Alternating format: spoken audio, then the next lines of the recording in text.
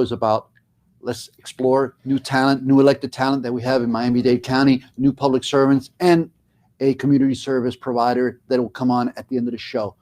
Again, my name is Robert Asencio, but without further ado, I want to introduce the distinct honor and pleasure to introduce Honorable Luisa Santos. Tell us about yourself, ma'am. Thank you so much, Robert. It's a pleasure to be here with Community News again. And thank you for doing this, for having these awesome conversations. They're so important. You continue to serve the community, so we're so grateful for it.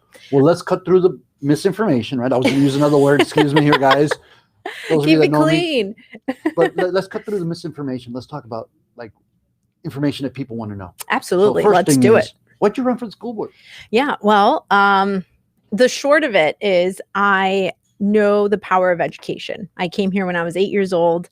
I grew up, I didn't know it, but I grew up as an undocumented student, learned that in high school from Colombia. Okay.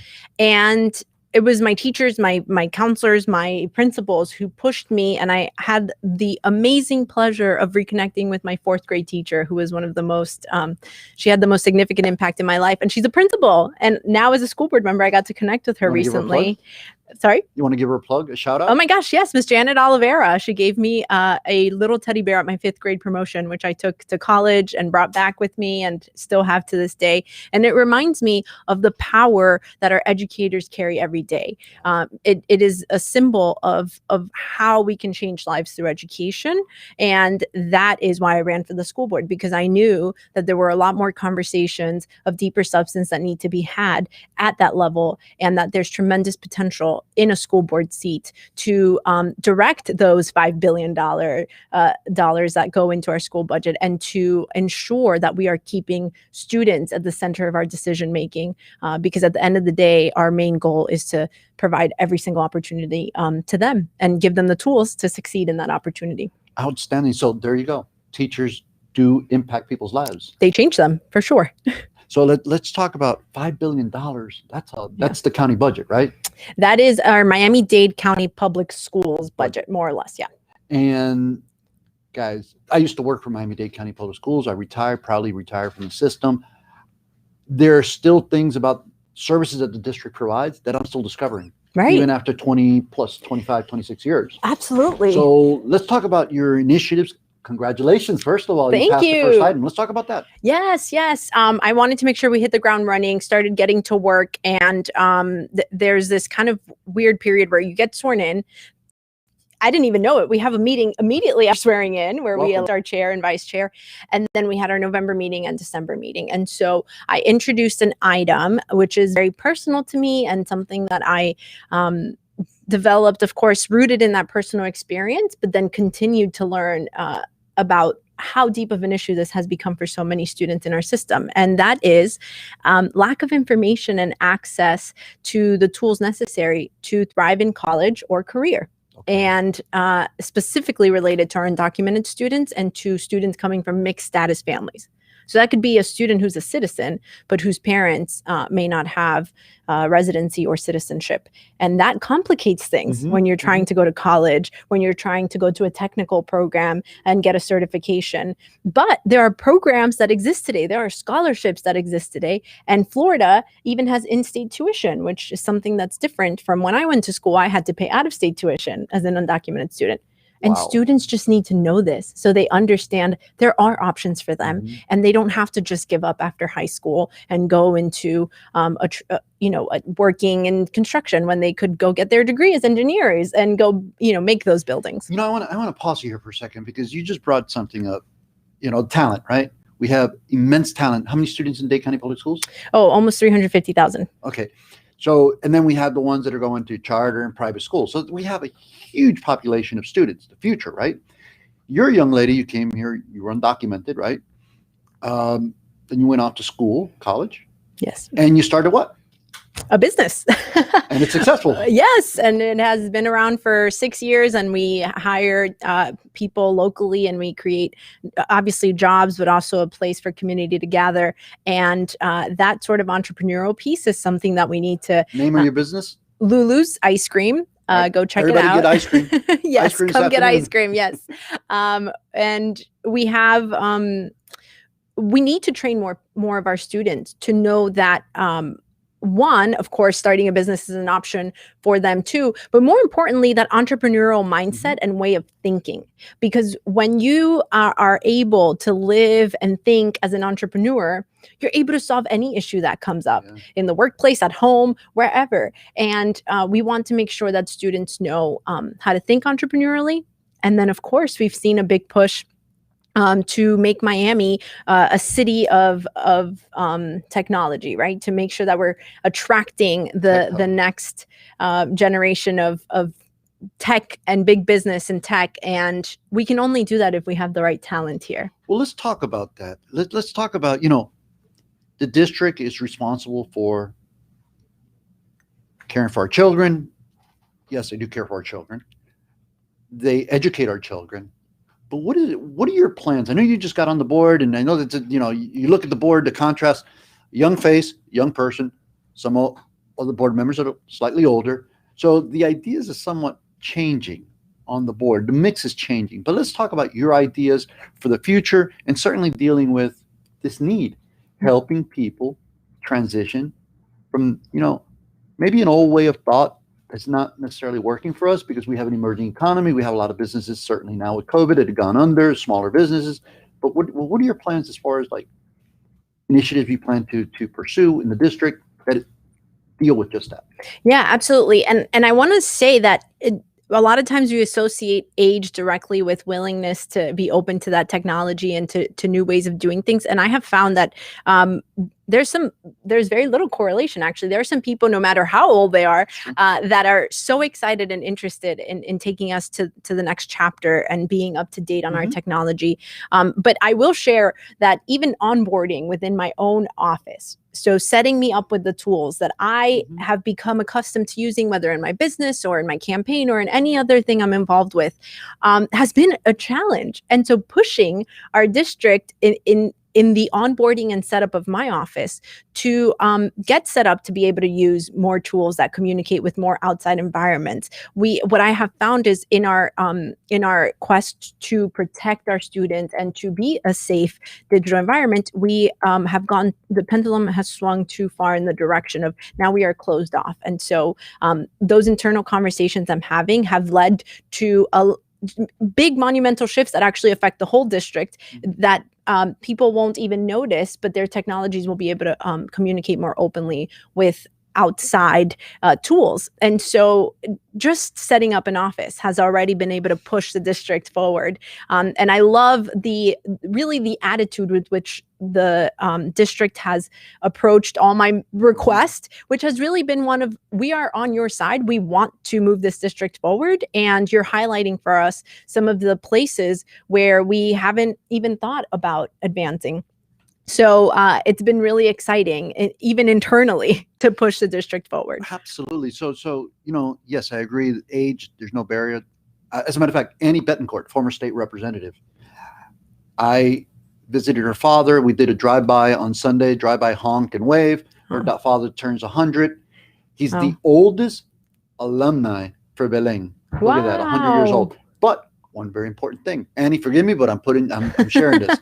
Dad, at 100 years old, he's on the computer, he's checking his stocks, he's doing everything, he's communicating with his friends. Absolutely. So age is not an issue, but it's the mindset, right? Absolutely. So we need to transition from an older mindset to a more just being open, right? Connected era. Yeah, being open to the tools that are available to us. And frankly, once we adopt a lot of those tools, we realize, oh my goodness, this makes my life so much easier. And here's why I need to use them. And I even have seen this with our students, right? I had a conversation. I've been able to already visit about 10 of the schools in my district. I have 81 total. So I'm about an eighth in on school visits. And I saw our students are coming in and they're digitally native. And so a lot of times our schoolhouse is assuming that students have certain basic skills in navigating the technology they're using. But what I have found is that we still have many of those students who we say, oh, they're digitally native, who are typing with one finger, and that's slowing them down. So we actually need to rethink and go back and say, yes, students obviously today are much more agile on technology than maybe I am or even you are. But we still have to teach them basic skills so that they can thrive with those tools. And that was an interesting thing to see, that we can't just assume because students are, on screens 24/7 that they have the basic tools and knowledge to really use that technology well. A little editorial point here, right? I personally would like to see the district more involved with partnerships. And I know the district has plenty of partnerships, right? Mm-hmm. But a collective effort with the Miami-Dade, Metropolitan Miami-Dade County, the school district, even business entities like the Beacon Council, partnerships with small companies and growing companies, emerging industries. Absolutely. Because I think that you guys are definitely the ones that are going to be, at least before you get this post-secondary, the ones that are the shepherds of our future. Absolutely. And I actually asked about this because when we were presented by our information office a presentation on cybersecurity of the district, I asked, well, how many students intern in your office? How many of our students are getting a firsthand access and experience with the careers of the future, really the careers of now? They're not of the future. We see what's happening nationally with with our cybersecurity. And so how are we preparing students for those careers in some instances that don't yet exist, right? And so that focus on, and then I got sent a long presentation about the many programs, as you mentioned, that exist. And now it's thinking about how are we going to collaboratively focus this effort so that we are all on the same page with the county, with the Beacon Council, with the school district, working toward that bigger goal. And I'm excited. I've mentioned I have some meetings in January exactly around this topic. So I want to bring in, and I make an offer on camera right now to the Greater Miami Chamber of Commerce. Guys, Sanchez, Pilon, I want to have you guys out here because I would love to have this conversation in open forum so we can really talk about taking it to the next level. Absolutely. Madam Board Member? Yes. Can I shift this a little bit to the topic that's on many people's minds, COVID in the district? Yes, how is it absolutely. impacting the district? What are you seeing? Well, there are a few different impacts. Of course, the most important one, before we even talk about learning loss, which is a huge one, is finding our students, right? Ensuring that our students are finding right. Students? Yeah, finding the students, right? If there are many instances where students that we expected to have enrolled didn't. We keep hearing this number, 8,000 students. That number specifically relates to where we thought we were going to be in enrollment as a district and where we are. And so there's an 8,000 student difference, and it's not fully explained by increase in enrollment in private or charter schools. We haven't found that those numbers show a similar number of 8,000. So there really are students who, in some instances, of course, have moved away. That could be one of the reasons, but in these school visits, I have learned a lot more about what our schools are doing to find the students that haven't connected. And that includes home visits, multiple home visits from the CISs, the community involvement specialists at the schools, the administrators themselves, and in some cases, even the district personnel, the administrators downtown, helping out schools and going in person to find those students. The great thing here that we learned relatively recently, which was a huge concern to all of us, was, are we going to lose all this money? Are we now going to be even further in the hole because we don't have those 8,000 students times the 7,000 X dollars? Can you explain for those that don't know, what the FTE is? Absolutely. So the way we get money from the state for education is per student enrolled, and that's the way that the schools get that money. And so if you expected to have 100 students and that's what you did your budget, that's $7,200 something per student, and now you all of a sudden have 10 less students, that's $70,000 less you weren't planning on not having. And that could mean a whole position, a whole counselor, a whole teacher, a curriculum specialist. And so when you lose enrollment, you're facing tremendous financial challenges. At a time where we actually need increased investment to ensure that we can overcome those new challenges. And so the emergency order that the governor released did say we will be held harmless, which is something a lot of us were hoping for and pushing for, which is great news, through the end of our 2020-2021 school year. Hold harmless on enrollment? On the funding that comes from enrollment. Okay. Testing is the next barrier. Okay. Testing was canceled last year, as we know. This year, all signs point to the fact that this state will not cancel testing. However, what we're pushing for now is holding harmless on those testing results. Of course, we want to know where students are, but we all understand that under the circumstances, those test results will not be really measuring an accurate sense of what's going on in our schools. Especially, testing does not capture our students' mental health, their well-being, their ability to make it through this extremely traumatic experience for everyone. You know, whether you've been able to keep your job, this is still affecting all of us on a deeper level that I think so many people Is that playing out? Are you seeing it play haven't out? even realized. Briefed on how it's being played out in the schools? We not quite. Definitely learning losses. We know by way of when you disaggregate data and learning who are the students that we didn't see come back or that are most disengaged. I was very surprised to learn by far the subgroup that has been hardest to engage and that has not been showing up for school, whether physical or online, is migrant students. And of course, our homeless students, those students experiencing homelessness, and those migrant students disproportionately by far are the ones that we're having a hard time reaching. And so when I visited the schools, these CISs are working magic, kind of tracking down through, sometimes asking around the community, hey, have you heard of so-and-so, what happened? And they're finding that they go to the registered address. Well, the families they move a lot. And so they may have moved, or they find that sometimes those addresses, in one case, led to a nursery where the person used to work years ago, but they don't have a home. They were registered under that address. And so what the main takeaway for me is goes back to basics. Education is personal. It's about that specific student, right? And so what are we doing to allow those schools to have the flexibility and the support and the staff necessary to go find family by family individually and get them back in? And that last emergency order also dictated that students who are not doing well online, our schools are mandated to send a letter to the parents that says, your student's not performing up to par online. You have the option to send them back in person, or you can choose, but now you are choosing to keep your child in a system that's probably not working well for them. Do you know if the governor's speaking to the school board? I know that it's no spin here. It is factual. The governor has not been speaking to our local officials. Yesterday he was in town. Thank you for the Everglades. Mayor Cava, thank you. We really need that money to protect our environment, Biscayne Bay.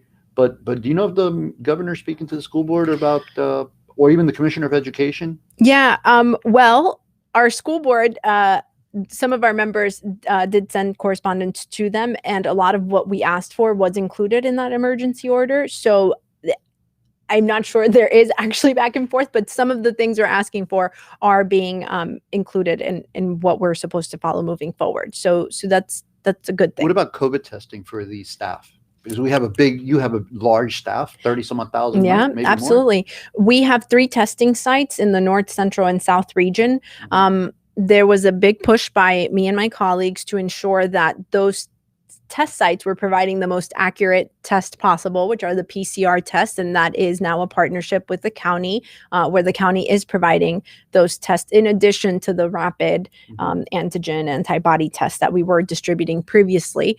So anyone who works for our school system, please know there are specific sites that are available to you. And then, of course, our county has an incredible array of testing sites. I personally have checked out quite a few of them by foot, by car, and have been pleasantly surprised with availability and turnaround. Vaccination. I read today in the Herald, just real quick, that there's a question. Is this district, will Miami-Dade County Public Schools request or require testing of students? I'm sorry, not testing, vaccination of students and staff. Right. Well, right now, the vaccines that are available are not approved even under emergency status for students. So right now, we don't have a vaccine for students. And misinformation right there. Right. No, it's very important, especially for me when I'm trying to make policy decisions about ensuring that everyone has access. And so One, I will say I defer to our public health experts, Okay. and I'm happy that your next guest and Our next guest. our next Is he guest part will of be this? joining us. Yes, will be able to share more on what they recommend. Oh my goodness. Dr. Peter Page. Let me can- introduce you real quick. First Yeah. of all, this is our new Chief Medical Officer for Miami-Dade County. It's a pleasure to have you on, sir. I have new school board member Luisa Santos on here on purpose. We want to talk to you and get a briefing from you as to what are you seeing, where are we at with the COVID, and certainly, please take it away, sir. Introduce yourself. Good afternoon. It's my pleasure to be joining you guys here today. My name is Peter Page. I'm the Chief Physician Executive and Chief Clinical Officer for the Jackson Health System, and most recently named the Chief Medical Officer for Miami-Dade County and a medical advisor for the public school system in Miami-Dade. Pleasure being here. Outstanding. Thank you, doctor. So I see that the rates are still going up. Miami-Dade this weekend reported over 2,000 cases. We have in statewide new reported cases, new infected cases of 11,000 with an infectious rate of about 8%. How does that translate into the county? What are we seeing in Miami-Dade County, please? You know, we're still seeing the most recent positivity rate for the county was 8.43%. You know, we're running about 8.63% over the past 14 days as an average. We've seen some tick ups into the mid to high nines, and we did have some drop prior to that down into the sevens, but we're pretty consistently in the 8.5 range right now as far as positivity cases, and a little over 2,000 positive cases a day that we're averaging currently in Miami-Dade. And now the vaccination. We know we received the Pfizer vaccine, but I know the Moderna, parts of South Florida, they're beginning to receive it. I think they just received it at Holy Cross this last couple of days. Can you tell us about how that's going? Yeah, the Pfizer was a pretty big success last week. And we had the 5 main sites in Florida that received it. A lot of the vaccines were distributed to other hospitals in the areas of those 5 main receiving sites, and a lot of people were vaccinated. Obviously, Moderna coming out this week. It appears that the 5 main sites that got the Pfizer vaccine last week will not be receiving Moderna this week, but a lot of the other hospitals are receiving Moderna. I haven't heard which ones have gotten them. The plan was that yesterday, today, and tomorrow, they're to be distributed to the majority of the hospitals in Florida. But it's going to be a big boost to the vaccination effort, especially for healthcare workers, as previously discussed. I know the different distribution plans. We have distribution 1, 2, and 3. The first one is for seniors, right? But where do the frontline workers fall into that? Well, phase 1A is really designed for the frontline healthcare workers, and that's really what we had launched last week with the Pfizer. The upcoming opportunities around first responders and for long-term care facilities and for nursing homes is all currently being planned and is partially underway, is my understanding. Walgreens and CVS is doing a lot of the work with the long-term care centers and nursing homes. And then the Department of Health is beginning to start a lot of the work with the first responders. The phase 1B has not really been announced yet, but it looks like that will be to the elderly population and potentially some of the essential workers as well. But we're waiting to hear from the governor as to the final determination of what phase B will encompass. And Dr. Page, it's such a pleasure to be speaking with you, and thank you for all the guidance you'll be giving us over the upcoming weeks, months. And one of the things we were discussing, and I'd love to hear your thoughts, is when this vaccine becomes available to our teachers, our staff in schools, what are your thoughts about the district's role in mandating that vaccine? It's a great question. We have not made it mandatory for our healthcare workers at this point. We're trying to allow people to make, an educated decision, but a thoughtful decision. There are some side effects. The side effects have really been minor for the most part. And obviously, when you see the havoc that COVID has wreaked on not just our country, our state, but also the world, At least from a lot of our perspectives, the benefits far outweigh the risks. But we have not mandated it at this point. I have not had a discussion with the superintendent or the leadership of the public school systems at this point as to that topic. But we have not in the healthcare system made it mandatory at this point. Can you touch on a little bit about this whole thing? Now you're chief medical officer for Miami-Dade County, working with the school board, the whole philosophy about being on the same page. Can you touch on that, sir, for our viewers? Yeah, a lot of it, it dovetails nicely in with the Jackson health system, obviously the big public health system, for Miami-Dade. We wanted to align and work closely with the mayor's office for the county. And an obvious transition from that would be to the public school system, trying to get everybody thinking similarly, trying to utilize all our best and outstanding resources, but trying to really get people aligned across the county and all these different components of the county, not only educational, but governmental leadership and healthcare systems is really going to be a great opportunity for us to continue to advance the county. Unified command. Absolutely. And ensuring we're all on the same page, because at the end of the day, we are one community trying to beat this thing together. And so we're grateful for this connection and guidance. Can you talk a little bit, and I'm so curious to hear from you, if the research that you've been able to learn about, what does it show about transmission rates within our schoolhouses? I was very pleasantly surprised as I visited 10 schools in the last about week and a half to see very, very strict following of protocol about social distancing, sanitizer available everywhere, students keeping their masks on with no problem. But do we have concrete research that shows that transmission rates are much lower, so our schoolhouses are safer places than other parts of our county, let's say? I've not seen the concrete research, at least nothing real recently. I can speak to what I'm hearing, and I'm hearing that they're doing a great job at trying to minimize the risks and trying to decrease the transmission, especially in the school systems. When we look at the county, we really reflect on the positivity rates as we see them, currently in the 8.5% range. That suggests that there is community transmission that's ongoing. And obviously with the number of positive cases related to that positivity rate, it suggests that we still have an opportunity to tighten our belts a little bit around some of our behaviors, and supporting the continuous masking outside of your home, obviously hand hygiene, social distancing, really trying to avoid large gatherings and groups and celebrations, especially over the holidays.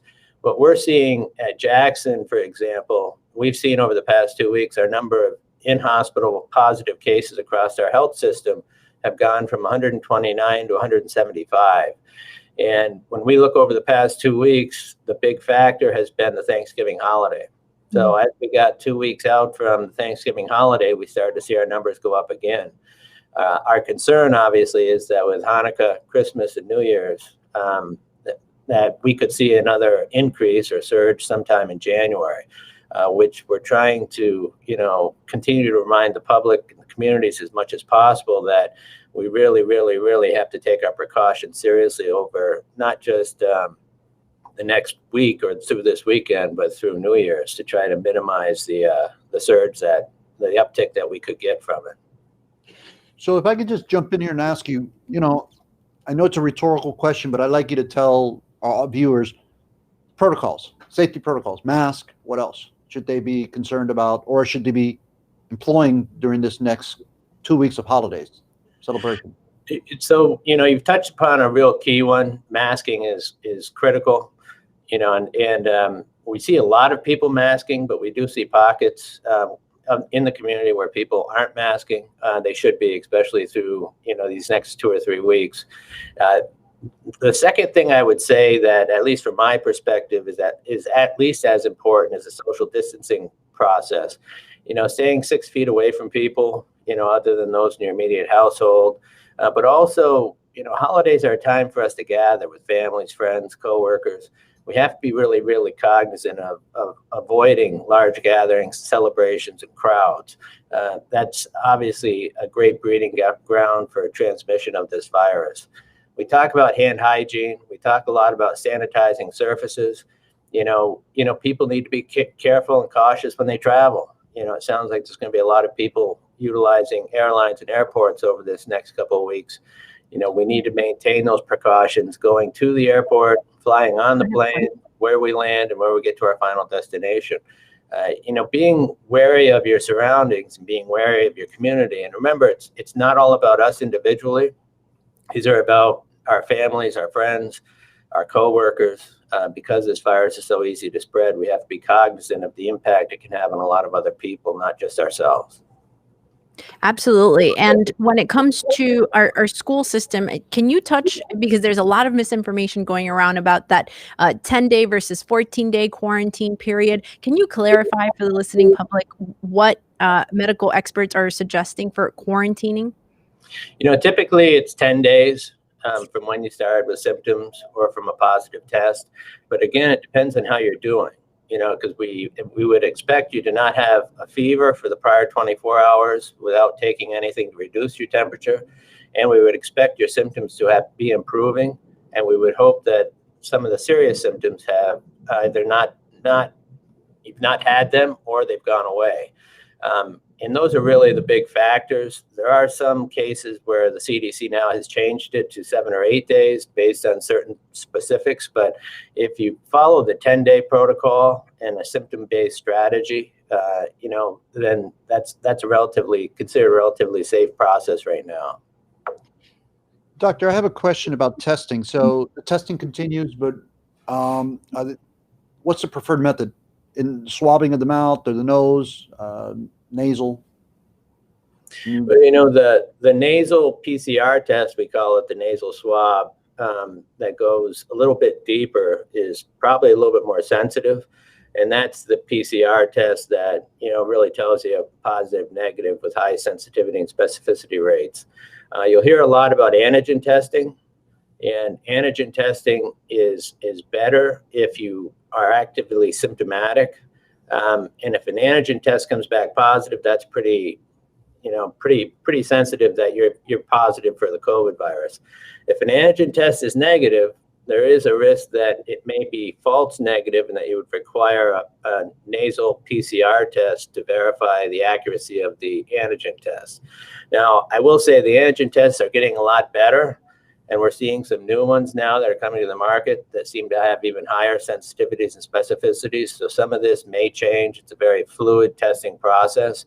But the nasopharyngeal swabs and the nasal swabs and some testing is being conducted orally as well. But really nasal PCR, then antigen testing. And you'll hear people talk about antibody testing.